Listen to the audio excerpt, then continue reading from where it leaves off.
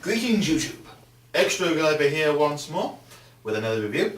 This time we are reviewing one of my all-time favourite, and I do mean favourite, series of all time.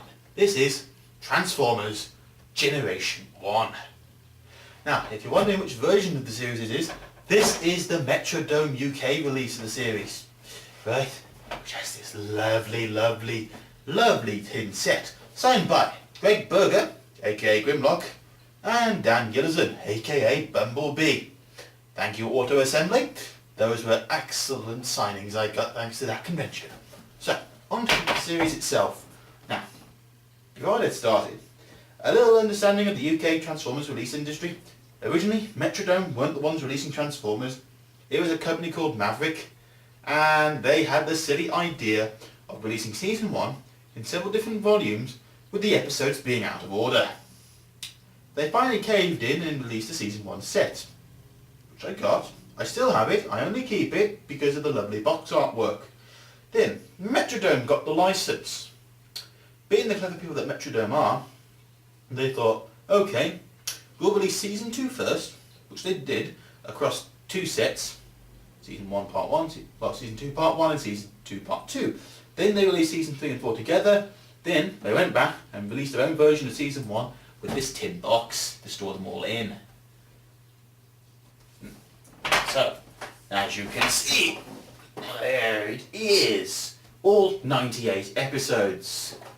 Now, my personal feelings on Generation 1, it had its great moments, it had its daft moments, and it had its stupid moments.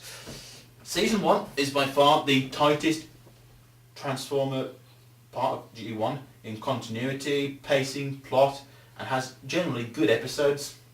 Season 2 can be very hit and miss. It is basically character focus episodes, introducing many of the new toy characters who just suddenly appeared. Very few dead origins. I think the only ones that got origins were Omega Supreme, the Constructicons, the Combaticons, the Aerial Bots, the Stunticons. Yeah, that's about it. Everyone else just turns up as if they'd always been there. Yeah. But Season 2 sadly ends with what's got to be one of the worst episodes, well, going to be the second worst episode of Transformers, which is Bot. Although Bot does have the redeeming quality in that it's good characterization for Swindle. But aside from that, it's an awful episode. Season 3 is by far my favourite season. I enjoyed the darker pace of the episodes, darker subject material, the more consistent writing. It's just a shame the animation budget went down after the movie, because some episodes are brilliantly written but with awful animation, Dark Awakening, while you've got things like called Primitives, very dodgy writing, but it's got to be the most beautiful animation. Although it was done by a studio which no one knows who it is, because they did very more angular character models.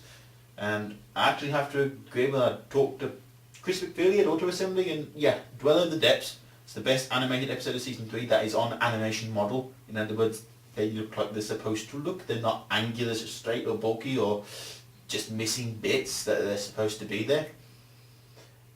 Season 4 is just 3 episodes, The Rebirth. And yeah, it's alright, but I have to say the worst episode is in Season 3, and that is Carnage in C minor. I actually remember I had it on VHS tape when I was little, and it was that bad, my video player chewed it up. And yeah, well, yes, when you're little you don't think it's that bad, but when I came to rewatch it I was like, good lord. But yes, if you're a fan of Transformers and you haven't seen G1, I fully recommend it. Watch it. It has some bad episodes, but it has a lot of good episodes. It's still far superior to the Unicron trilogy. Armada, John, and Cybertron. Although I am watching the Japanese version of Cybertron and Galaxy Force, that's pretty acceptable to watch. But yeah, definitely worth watching, and either get this set or get the newest set that's being released with tons of new extras. Because yeah, this suffers from the fact that this came out around the time of Dreamwave. It's even got an interview with Pat Lee. May he burn in hell. But Charlie's not dead yet. But yeah, he knows he's not welcome at a convention. But that's a subject for another rant. Generation 1. Beautiful series. Has its ups and downs, but well worth watching.